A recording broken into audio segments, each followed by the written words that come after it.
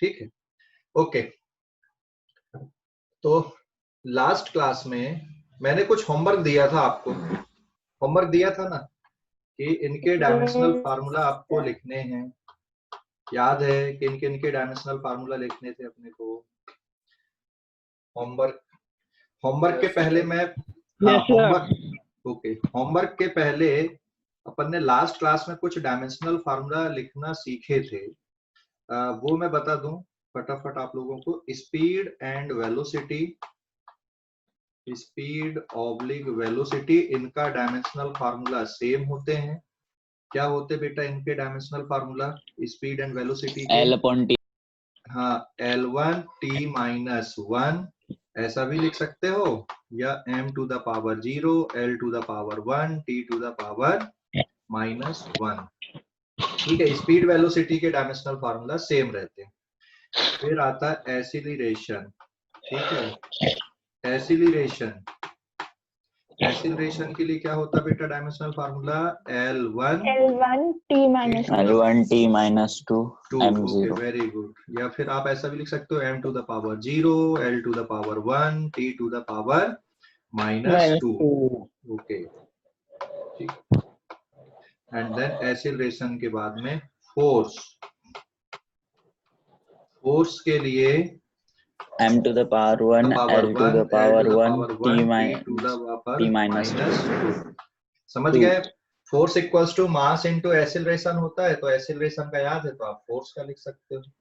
फिर work and energy, is it clear? Work and energy,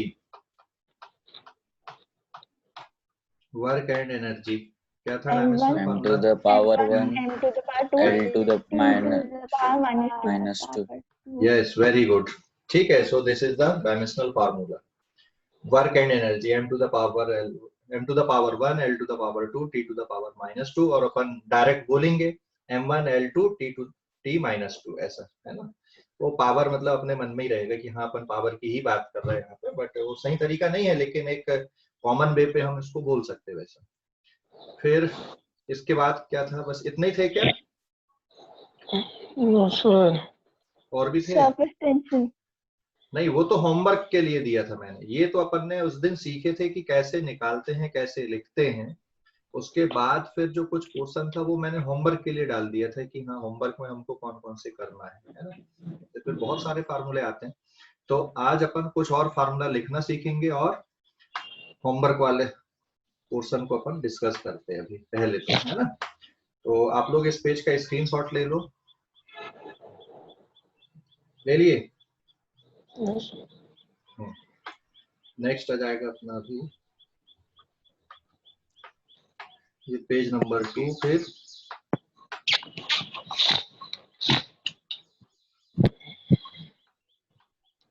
ठीक है, पेज नंबर 2। हाँ, अब होमवर्क में बताओ कौन कौन से पावर का निकाले थे क्या? प्रेशर का निकाल लिए थे क्या बेटा? सबसे पहले देखते हैं प्रेशर का। सर 1 मिनट ऊपर लो ना, स्क्रीनशॉट ले लो। हाँ ठीक है, ले लो। माइक म्यूट कर लो, माइक म्यूट कर लो।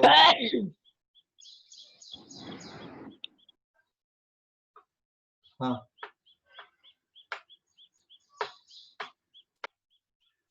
ले लिए? ले लिए क्या इस पेज का? ले लिया सर, ले लिया।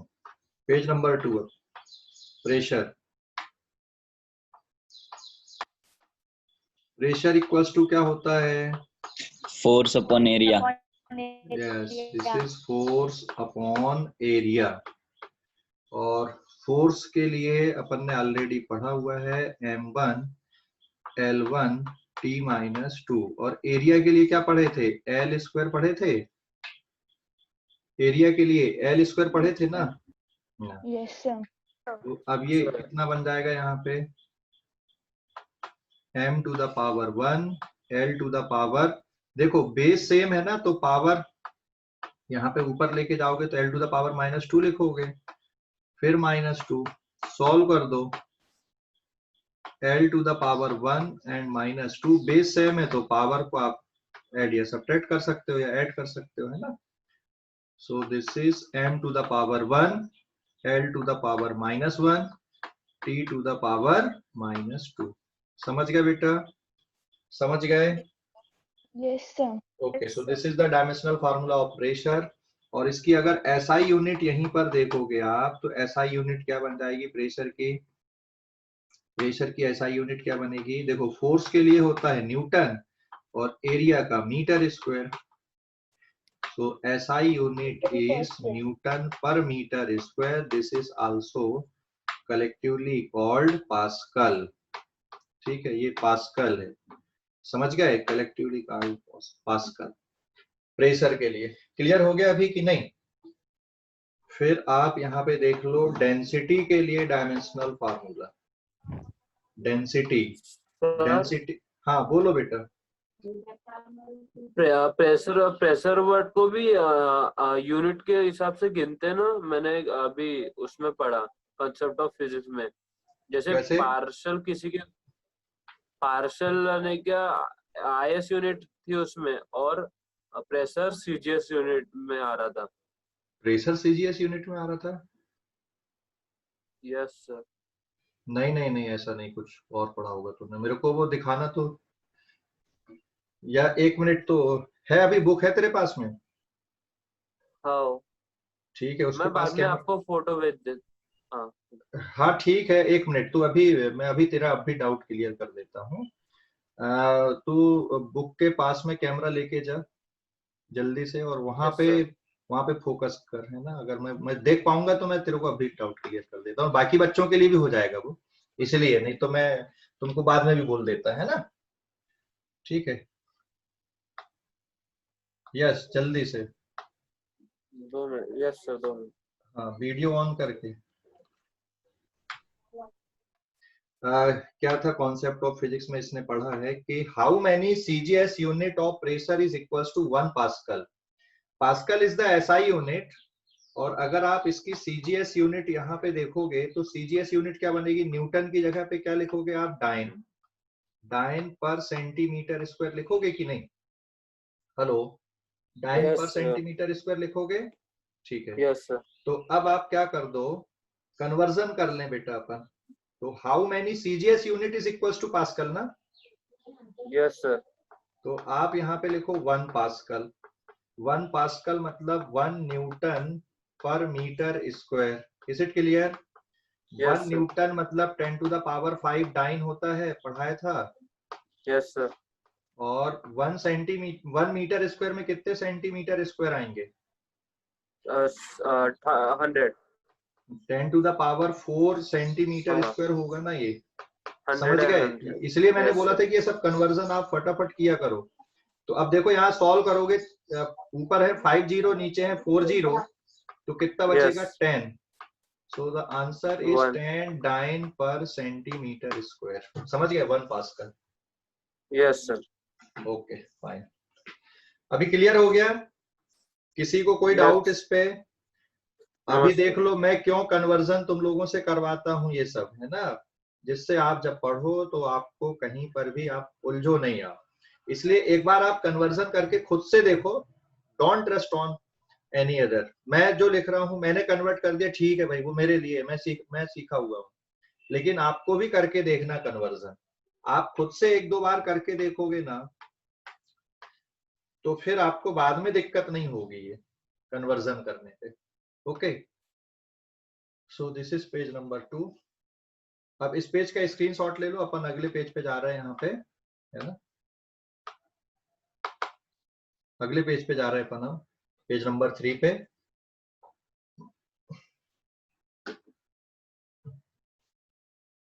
ले लिए क्या? Yes sir. श्रावणी ले लिए बेटा? Shravani? Yes sir. Page number 3 अभी।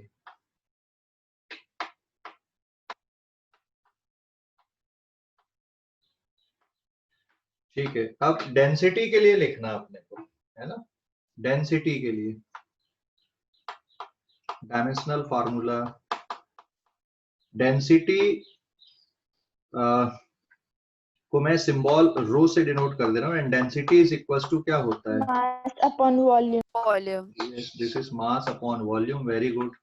तो मास के लिए m1 और वॉल्यूम के लिए L क्यूब बराबर है। तो डायमेंशनल फार्मूला क्या बन जाएगा इसका? m1 L minus 3, 0. Yes, and t to the power आप इसको 0 लिख सकते हो। ओके, वेरी गुड, समझ गए ना? ये इसका डायमेंशनल फार्मूला आ गया, m1 L to the power -3 t to the power 0। So this is the dimensional formula of density. अब यहाँ पे इसकी SI यूनिट क्या बनेगी? What is the SI unit? SI unit of density, mass के लिए SI unit क्या होती है? kg, और मीटर वॉल्यूम क्यूब। के लिए metre cube. So this kg is metre cube. kg पर मीटर क्यूब। -3. हाँ, kg फिर इंटू फिर m टू द पावर -3 भी लिख सकते हो, या फिर kg अपॉन मीटर क्यूब भी लिख सकते हो। ठीक है, दोनों चलेगा। और CGS यूनिट क्या आएगी इसकी? CGS यूनिट इज ग्राम पर सेंटीमीटर क्यूब. क्यूब। यस, तो दिस इज ग्राम के लिए सिंबल सिर्फ G लिखते हैं, पर सेंटीमीटर क्यूब ऐसा। ठीक है, और अगर मैं यहाँ पे लिख दूं हाउ मैनी ग्राम पर सेंटीमीटर क्यूब, कितना kg पर मीटर क्यूब के इक्वल होता है, तो ये कन्वर्जन कर लोगे कि नहीं कर पाओगे? करके देखना कितना आता है ना? मैंने एक बार बीच में करवाया कहीं पे, बट हो सकता तुमको याद नहीं होगा, पर ये करके देखना बेटा आप लोग, ठीक है? डेंसिटी के लिए मैं यहाँ पे कुछ फिगर लिख दे रहा हूँ, जैसे density of water at 4 degree Celsius, density of water, density of water at 4 degree Celsius. Actual में डेंसिटी ना टेम्परेचर पे भी डिपेंड करती है, तो ये कितना होता है? 1000 kg पर मीटर क्यूब होती है, या फिर आप इसको CGS में लिखोगे तो 1 ग्राम पर सेंटीमीटर क्यूब होती है ये। ठीक है, density of water. Similarly density of mercury याद है किसी को? What is the density of mercury? Density of mercury is 13.6 into 10 to the power 3 kg per meter. kg पर मीटर क्यूब होता बेटा। सो this is the density of mercury. ठीक है ना, समझ गए? इनको याद रखना है। अब एक और टर्म मैं यहाँ पे बता दूं, दैट इज रिलेटिव डेंसिटी। एक और टर्म होता है, बस सिंपल आपके नॉलेज के लिए, आगे भी आता है, रिलेटिव डेंसिटी। रिलेटिव डेंसिटी, ठीक है, रिलेटिव डेंसिटी। रिलेटिव डेंसिटी ये किसको बोलते हैं अपन? रिलेटिव डेंसिटी का मतलब होता है density of substance, density of substance divided by density of water. Water, yes, very good. लेकिन 4 डिग्री सेल्सियस पे लेते, क्योंकि 4 डिग्री पे जो वाटर की डेंसिटी वो स्टैंडर्ड 1 के फॉर्म पे, तो जनरली 4 डिग्री पे लेते, बट ऐसा कुछ नहीं है ना रिलेटिव के लिए। जनरली अपन कितने पे लेते? 4 डिग्री पे लेते, मतलब अगर कुछ नहीं बोला गया तो 4 degree. Density of water at 4 degree Celsius, ये रेफरेंस वाला है, ये रिलेटिव डेंसिटी है। तो रिलेटिव डेंसिटी की कुछ यूनिट आएगी क्या? रिलेटिव डेंसिटी की कुछ यूनिट रहेगी क्या? नहीं, कैंसिल हो जाएगी। कैंसिल हो जाएगी, तो कोई यूनिट नहीं आएगी रिलेटिव डेंसिटी। अगर मैं यहीं पे पूछूं what is the relative density of mercury, what is the relative density of mercury, देखकर बताओ। रिलेटिव डेंसिटी ऑफ मर्क्यूरी कितना है? What is the relative density of mercury, कितना है? 13.6 into 10⁻⁻⁶। अरे कैसे आएगा भाई? वाटर की डेंसिटी कितनी है? 10⁻³ kg पर मीटर क्यूब। कैंसिल नहीं हो जाएगा? 10⁻3 10⁻3 10⁻3 सर। 10⁻3 कैंसिल हो जाएगा ना? ठीक है। हाँ, तो अभी मैं थोड़ा रुका हुआ हूं, आप लोग ये कन्वर्जन ये समझ गए ना?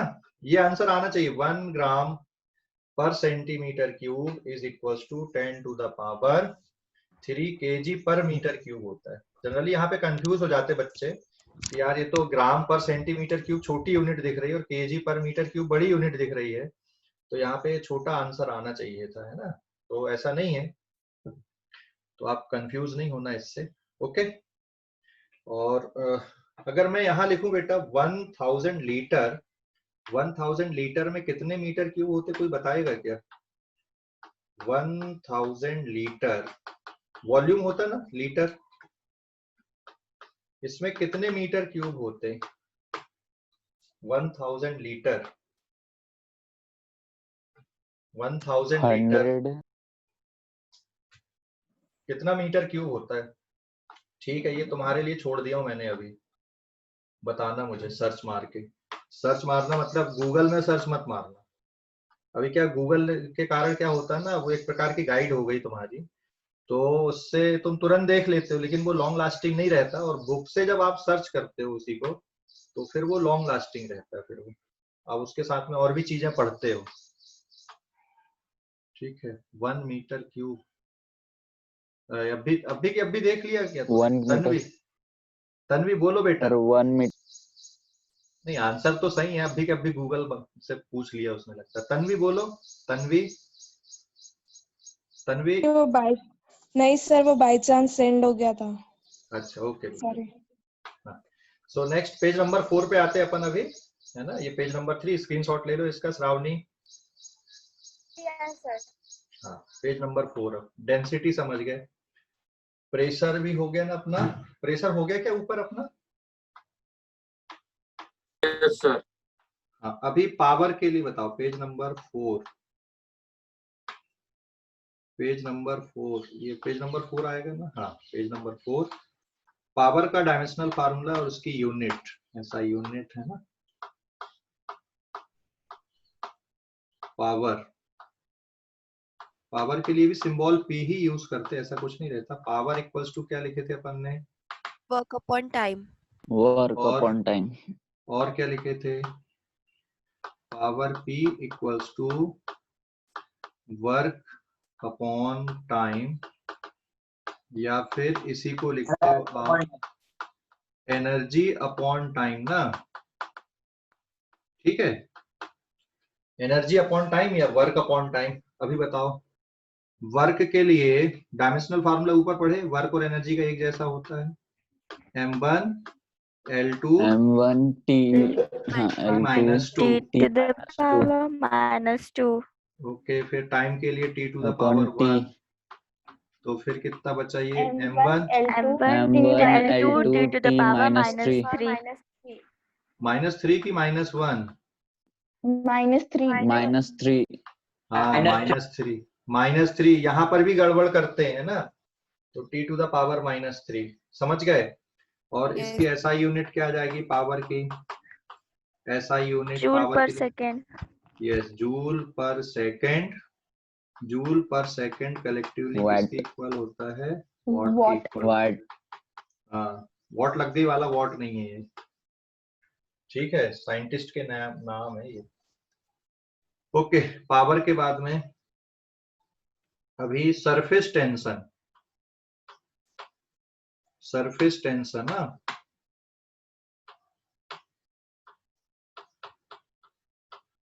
Surface tension. सरफेस टेंशन की डेफिनेशन क्या होती? पहले तो याद है सरफेस टेंशन के लिए क्या बताया था मैंने? Force upon length. Length, yes, very good, force upon length या फोर्स पर यूनिट लेंथ। तो फोर्स के लिए dimensional formula m1 l1 t -2, और लेंथ के लिए कितना आएगा बेटा? फिर से l1। तो सॉल्व करोगे कितना बचेगा? m1 l2 t नहीं, -2 L0 l0 t -2 हो गया। ओके, गुड, समझ गए? अरे भाई समझ Yes, गए? sir. Yes. हाँ सर। हाँ सर। सरफेस टेंशन, ठीक है। इसके बाद एक और टर्म है स्ट्रेस। स्ट्रेस किसके बराबर होता है बेटा? पहले स्ट्रेन आप देख लो, हाँ, स्ट्रेन, स्ट्रेस के पहले, या स्ट्रेस ही देख लो। स्ट्रेस किसके इक्वल होता है? stress. Force upon area, pressure Yes, की this is also equals to force upon area. तो ये किसके इक्वल आएगा इसका डायमेंशनल फार्मूला? इसकी यूनिट किसके इक्वल रहेगी? प्रेशर। सरफेस टेंशन की एसआई यूनिट क्या आएगी? न्यूटन पर मीटर, है ना? स्ट्रेस की एसआई यूनिट क्या रहेगी? न्यूटन पर मीटर स्क्वायर, जिसको आप क्या बोलोगे? पास्कल बोलोगे। ओके, ये स्ट्रेस के लिए है। और फिर अब डायमेंशनल फार्मूला देख लो फोर्स के लिए, m1 L1 T minus 2 divided by L square. तो ये सॉल्व करने पे आ गया m1। हाँ बेटा मुरसलीन बताओ। L1 L minus 1 T minus 2 T minus 2। Mursaleen बताओ, कुछ बोल रहा है बेटा? तन्वी तुमने हैंड रेस किया हुआ अभी भी? तन्वी सर वो हट ही नहीं रहा। हट ही नहीं रहा है? हट जाएगा, वहां पर जाके क्लिक करो, उसको दबाओ एक बार और बटन को प्रेस कर लो वहां पर। सर दबा रहे हैं, नहीं हट रहा है। लोअर हैंड का ऑप्शन आता है। वो लोअर हैंड का ऑप्शन पार्टिसिपेंट्स में जाना पड़ता फिर। हाँ ठीक है, अभी समझ गए? इस पेज का स्क्रीनशॉट ले लो आप। अभी सरफेस टेंशन, फिर स्ट्रेस। अभी विस्कोसिटी के लिए देखेंगे अपन। हाँ, विस्कोसिटी समझते हो कि नहीं समझते हो? एक्सप्लेन किया था ना मैंने, विस्कोसिटी क्या होती है? Sir the internal friction between liquids.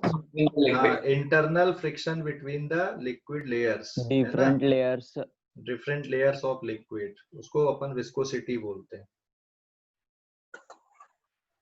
अब विस्कोसिटी की डेफिनेशन है, ये अगले पेज पे जा रहा हूं मैं। श्रावणी ले लिए बेटा स्क्रीनशॉट इसका? Shravani? Yes sir, yes sir. ठीक है, पेज नंबर 5। अब कुछ बच्चे तो आज आए नहीं, मुझे लग रहा है ऐसा। उनको लग रहा होगा कि क्लास है कि नहीं करके। सर बढ़िया से सो रहे होंगे। सो रहे होंगे अभी। क्लास है या नहीं? ठीक है भाई, देखो पेज नंबर 5 अभी विस्कोसिटी के लिए। विस्कोसिटी ना,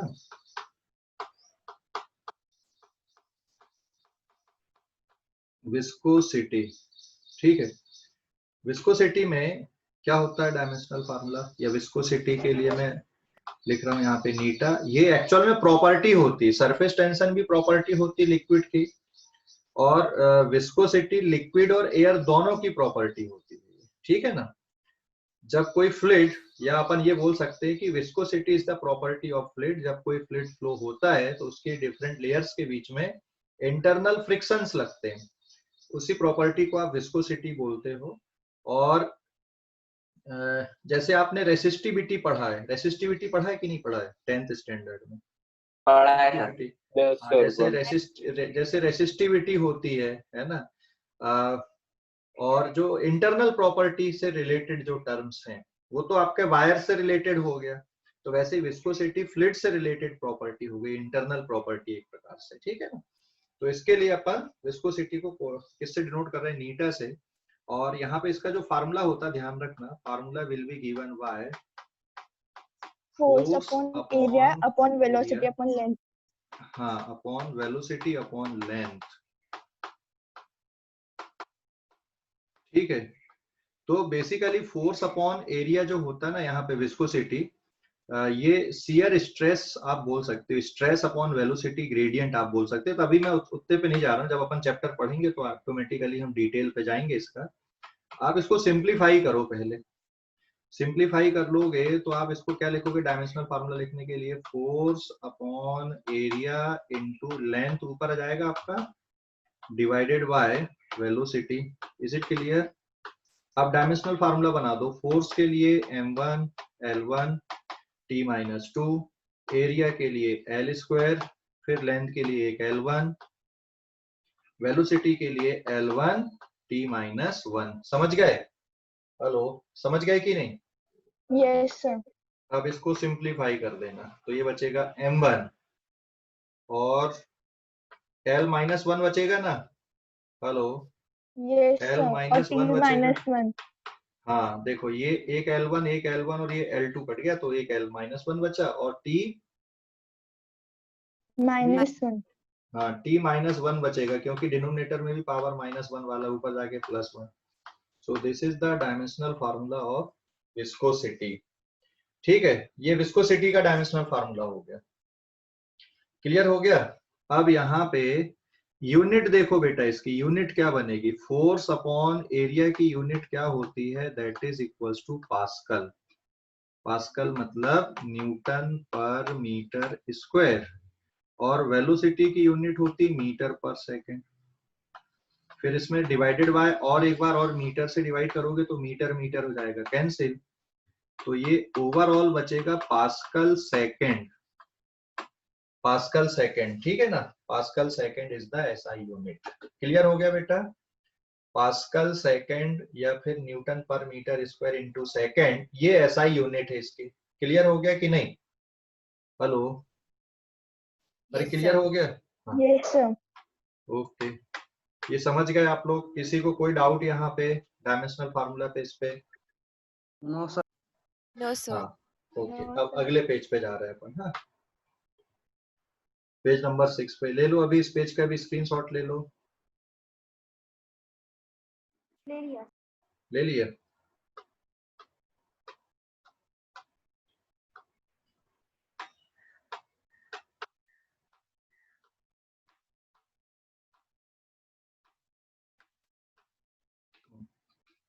पेज नंबर 6 देखो अभी। हाँ, इस पे नए, ये तो कुछ हो गए बेसिक वाले। अब थोड़े से और अपन देखते हैं। एक और, सॉरी, टॉर्क के लिए, टॉर्क, टॉर्क इसके लिए सिंबल यूज करते टाउ अपन। तो टॉर्क इक्वल्स टू क्या होता है, फोर्स इनटू लेंथ। ये लिखते हैं ना अपन टॉर्क को, फोर्स इनटू लेंथ, और यही आता ना। Hello, Yes, sir. हाँ, फोर्स इनटू लेंथ। टॉर्क होता है क्या basically, torque is the movement of force बोलते हैं, या रोटेशनल इफेक्ट ऑफ फोर्स, है ना टॉर्क को। मतलब फोर्स का जो काम लीनियर मोशन में होता है, रोटेशनल मोशन में वही काम किसका होता है, टॉर्क का होता है। तो डेफिनेट सी बात है, टॉर्क प्रोड्यूस करने के लिए भी फोर्स की जरूरत पड़ती है। तो एक्सिस ऑफ रोटेशन से कुछ डिस्टेंस पे जब आप फोर्स लगाते हो, तो ऑब्जेक्ट उस एक्सिस ऑफ रोटेशन के अबाउट क्या होता है, रोटेट करता है। ठीक है ना। ये अपन ने वैसे तो जब अपनी क्लास हुई थी, मतलब पहले मैंने थोड़ा सा डिस्कस किया था, अभी वो डिस्कस करने की जरूरत नहीं है। अभी हम डायमेंशनल फार्मूला देख रहे हैं। तो डायमेंशनल फार्मूला किस टाइप से बनेगा, अभी देखो यहाँ पे। फोर्स के लिए m1 l1 t-2, और लेंथ के लिए कितना आ गया, l1। तो टॉर्क का dimensional formula m1 l2 t-2। ठीक है, इसकी यूनिट क्या बनेगी बेटा, एसआई यूनिट। टॉर्क के लिए अगर एसआई यूनिट देखोगे तो ये न्यूटन मीटर। हाँ, लेकिन न्यूटन मीटर में आप देखोगे जूल के जैसा भी दिख रहा है, बट जूल इसकी एसआई यूनिट नहीं होती है, ध्यान रखना। जूल वर्क और एनर्जी की एसआई यूनिट है, टॉर्क की नहीं है। उसका रीजन होता है कि टॉर्क वेक्टर क्वांटिटी होती है। अभी सर बोलो वेक्टर क्या होता है, फिर स्केलर क्या होता है। वेक्टर जिसमें मैग्नीट्यूड और डायरेक्शन दोनों होते हैं, है ना। तो एसआई यूनिट क्या है इसकी, न्यूटन मीटर इसकी एसआई यूनिट है। ठीक है, ध्यान रखना, इसको आप जूल नहीं लिख सकते हो। ठीक है, और सीजीएस यूनिट क्या बन जाएगी इसकी, डाइन सेंटीमीटर बन जाएगी। तो टॉर्क के लिए है। अब सेम आता है अपन, जैसे टॉर्क है वैसे ही एंगुलर मोमेंटम है एक तरह। एंगुलर मोमेंटम, जैसे टॉर्क है वैसे ही एंगुलर मोमेंटम है। ठीक है ना।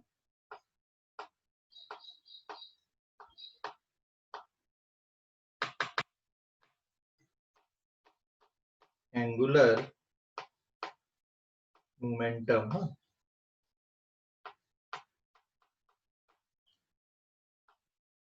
एंगुलर मोमेंटम, इसको डिनोट कर रहे हैं अपन, कैपिटल एल से भी डिनोट करते हैं और स्मॉल एल से भी डिनोट करते हैं। तो angular momentum is defined as momentum into length. Momentum into length, वहां पे फोर्स इनटू लेंथ है, यहाँ पे मोमेंटम इनटू लेंथ होता है। ठीक है, तो अब आप इसको कैसे लिखोगे, डायमेंशनल फार्मूला कैसे बनेगा इसका, एंगुलर मोमेंटम का। मोमेंटम का मतलब हो गया मास इनटू वेलोसिटी, और लेंथ के लिए फिर से l। तो मास के लिए m1, वेलोसिटी के लिए l1 t माइनस 1, और लेंथ के लिए फिर से l1। तो ओवरऑल क्या आ गया बेटा, m1 M1 l2 L2 T minus 1. 1 आ गया, वेरी गुड। और इसकी SI यूनिट क्या बनेगी, SI यूनिट इसकी एंगुलर मोमेंटम की मास के लिए kg, और लेंथ के लिए मीटर स्क्वायर हो जाएगा, और टाइम के लिए सेकंड, तो पर सेकंड। तो SI यूनिट क्या आ गई इसकी, kg metre square, is it clear, पर सेकंड, ये इसकी SI यूनिट है। और लीनियर मोमेंटम की कितनी रहेगी, लीनियर मोमेंटम का डायमेंशनल फार्मूला क्या रहेगा और इसकी SI यूनिट क्या रहेगी, लीनियर मोमेंटम, लीनियर मोमेंटम, ठीक है। लीनियर मोमेंटम मतलब सिंपल मोमेंटम भी अपन बोल सकते हैं, that is equals to mass into Mass upon velocity. Mass upon velocity नहीं, मास इनटू वेलोसिटी रहता है ये। Mass into मास के velocity. लिए m और वेलोसिटी के लिए l t माइनस 1। तो ओवरऑल हो गया m1 l1 t माइनस 1। समझ गए। SI यूनिट क्या आएगी, kg मीटर पर सेकेंड, kg मीटर पर सेकेंड लीनियर मोमेंटम के लिए। ठीक है, समझ गए इतना। कोई डाउट अभी इस पे, हेलो, कोई डाउट है बेटा इस पे, No, किसी को sir. भी? No, sir. No, ले लो sir. अभी, ले लो अभी इस पेज का स्क्रीनशॉट ले लो।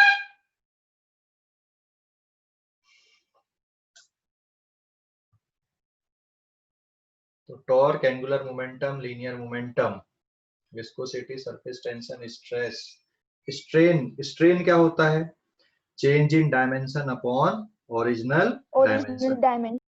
हाँ, तो डायमेंशनल फार्मूला आएगा कुछ क्या, इस पेज का स्क्रीनशॉट ले लो अभी जल्दी से। हाँ, ले लिए।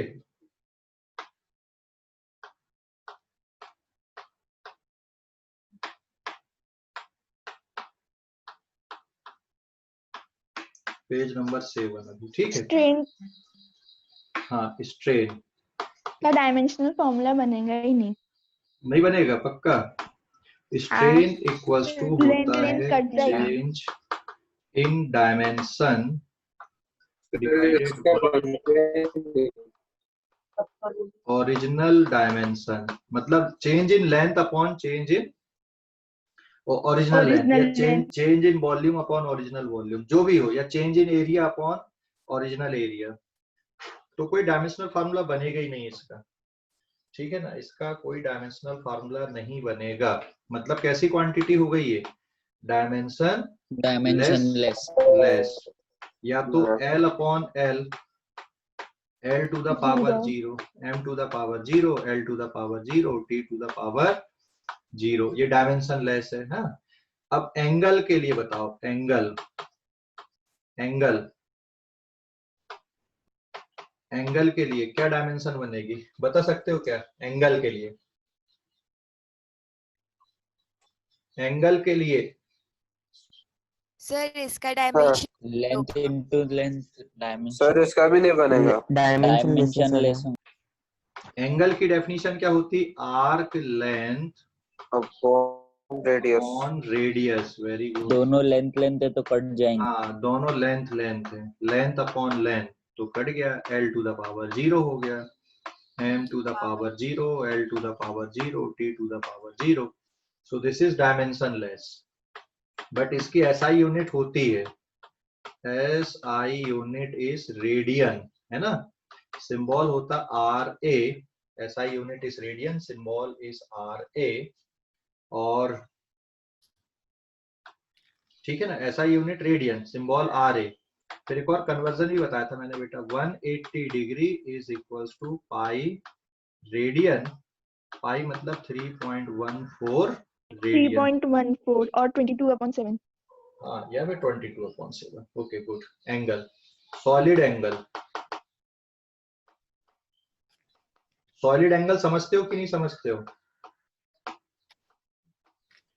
आइसक्रीम खाए हो? आइसक्रीम 3D वाला एंगल ना। हाँ, जो 3D वाला एंगल होता है ना उसको सॉलिड एंगल बोलते हैं। तो आइसक्रीम के कोन में जो एंगल बनता है अंदर, आइसक्रीम के कोन में अंदर जो एंगल आपको दिखता है 3D व्यू में, वो सॉलिड एंगल होता है। बस अभी आप इतना ध्यान रखो। हाँ, और इसकी डेफिनेशन होती है एरिया अपॉन रेडियस का स्क्वायर होता है ये। तो एरिया के लिए L square divided by L square, ये भी तो डायमेंशन लेस हो गया ना। तो plane angle and solid angle ये दोनों डायमेंशन लेस होते हैं, ध्यान रखना। ठीक है, आइसक्रीम के कोन के अंदर जो एरिया बनता है 3D व्यू वाला, वो सॉलिड एंगल है। ठीक है, बस ऐसा नहीं है कि सिर्फ आइसक्रीम के कोन पे जो एंगल बन रहा है, आपके आसपास भी देखो सिचुएशन। आप जिस कमरे पे बैठे हो जहां पे 3 दीवारें आकर मिली हैं, उस कॉर्नर पे जो एंगल बन रहा है 3D वाला, वो सॉलिड एंगल है। दो दीवार से मिलकर जो एंगल बन रहा है वो प्लेन एंगल है, 90 डिग्री बन रहा है ना दो दीवार में। हो सकता है कुछ और भी एंगल बने, बट जनरली 90 डिग्री होते हैं ना दीवारों के लिए। Hello, yes sir. हाँ, दो दीवारों से मिलके जो एंगल बन रहा है ना वो 90 डिग्री वाला बन रहा है। और जहां पे कॉर्नर आ रहा है, जहां पे 3 दीवार मिल रही हैं आके, 3 दीवार मतलब ऐसा रहेगा, 2 दीवार हो गई और एक क्या रहेगा, छत या फिर एक फ्लोर रहेगा। तो छत और 2 दीवार से मिलकर देखो जो एंगल बनता है वो सॉलिड एंगल है वहां पे। समझ गए कि नहीं बेटा? कॉर्नर देखो आप, XYZ एक्सिस। हाँ, XYZ एक्सिस पे मतलब जो एंगल बन रहा है ना वो सॉलिड एंगल होता है। बस अभी इतना ध्यान रखो। इसकी SI यूनिट होती है, इसकी भी। इसकी SI यूनिट क्या होती है? Stay radian. स्टे रेडियन, ठीक है। सिंबल होता है SR। ओके, ये सॉलिड एंगल हो गया। कोई डाउट बेटा अभी सॉलिड एंगल के बारे पे या प्लेन एंगल के बारे पे किसी को भी कोई No, डाउट sir. है क्या? नहीं है? समझ गए पूरा? सॉलिड एंगल एक और बार एक्सप्लेन कर दो ना। एक और बार एक्सप्लेन कर दूं सॉलिड एंगल? ठीक है, अब इसको एक्सप्लेन करने के लिए आप कहाँ, छत पे बैठे हो कि घर कमरे के अंदर बैठे हो? सर कमरे में। कमरे में बैठे हो, ठीक है। तो अब कमरे पे देखो, 2 दीवार को देखो और छत को देखो, जहां पे मिल रहा है आके वो एक पॉइंट पे, एक कॉर्नर पे दिख रहा है? दिख रहा है कि नहीं? कौन सा एंगल बन रहा है वहां पे? आप उसको प्लेन एंगल बोलोगे क्या? No sir. हाँ, that is the solid angle. मैं स्क्रीन शेयरिंग बंद करता हूँ, एक बार और एक्सप्लेन कर देता हूँ कि कैसा दिखता है आपको ये सॉलिड एंगल। ठीक है, देखो प्लेन एंगल से ही ना सॉलिड एंगल को आप बना सकते हो। ये पेन दिख रहा है आपको एक, और एक ये पेन दिख रहा है ना? दिख रहा है कि नहीं? अब ये कौन सा एंगल बन रहा है अभी यहाँ पे? ये कौन सा एंगल है? Plane angle. अरे प्लेन एंगल है ना? हेलो, हाँ। अब ये वाले पेन को फिक्स कर दो यहाँ पे और इसको पूरा घुमाओ ऐसा, तो क्या बन जाएगा यहाँ पे? अगर पूरा घुमाओगे तो क्या बनेगा? कोन जैसा बनेगा। ये ऐसा घुमा दोगे पूरा, क्या बनेगा अंदर पे? कोन जैसा बनेगा कि नहीं बनेगा? बनेगा।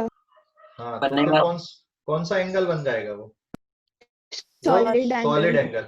ये देखो यहाँ पे जैसे कॉपी है ना अपनी, अभी जो एंगल बन रहा कॉपी पे, ये कौन सा एंगल बन रहा बेटा?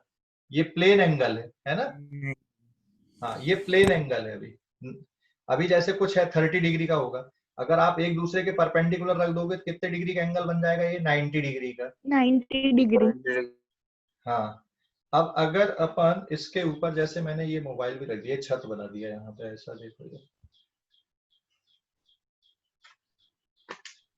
ये जैसे मैंने मोबाइल को भी रख दिया यहाँ पे। अब देखो ये जहाँ पे 3 कॉर्नर आके मिल रहे हैं, मतलब एक मोबाइल का और 2 पेज का, वहां पे जो व्यू दिख रहा है आपको 3D में, वो कौन सा एंगल है पूरा की पूरा? वो सॉलिड सॉलिड एंगल। अभी समझ गए? यस समझ सर। गए? हाँ, तो आप अपने घर पे भी देखो, छत और 2 दीवार जहां पे मिल रही हैं वहां पे कौन सा एंगल है पूरा 3D में जो आप विजुअलाइज कर पा रहे हो, that is the solid angle. ठीक है, अभी क्लियर हो गया सॉलिड एंगल की नहीं? हेलो, हो गया सर। पक्का? Yes sir. कोई डाउट अभी सॉलिड एंगल के बारे पे? बस इतना ही। और कैलकुलेशन आपको देखना तो एरिया अपॉन रेडियस का स्क्वायर होता है, वो मैंने सॉलिड एंगल जब बताया था तब एक्सप्लेन किया था उसको, है ना। अब एरिया कैसे होता है ना, अगले पेज पे देखो उसका, पेज नंबर 8 पे, पेज नंबर 8। इस पेज का स्क्रीनशॉट लो जल्दी से, इस पेज का स्क्रीनशॉट ले लो। ले लिए? Yes sir. Yes sir. Yes sir.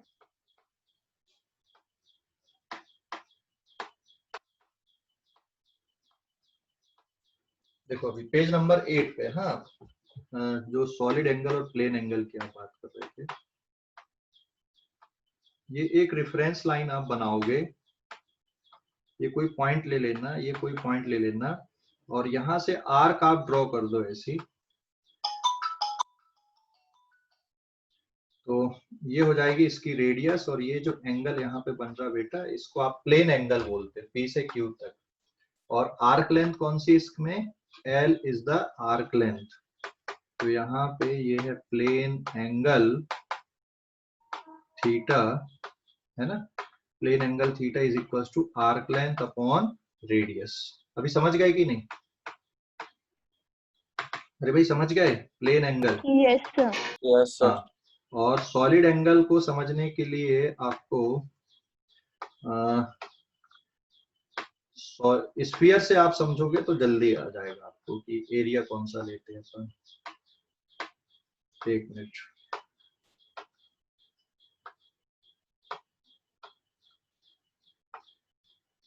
ठीक है, ये स्फीयर दिख रहा है आपको एक यहाँ पे। अब अगर आपको सॉलिड एंगल समझना है इसके लिए, तो एरिया कौन सा लेते हैं, और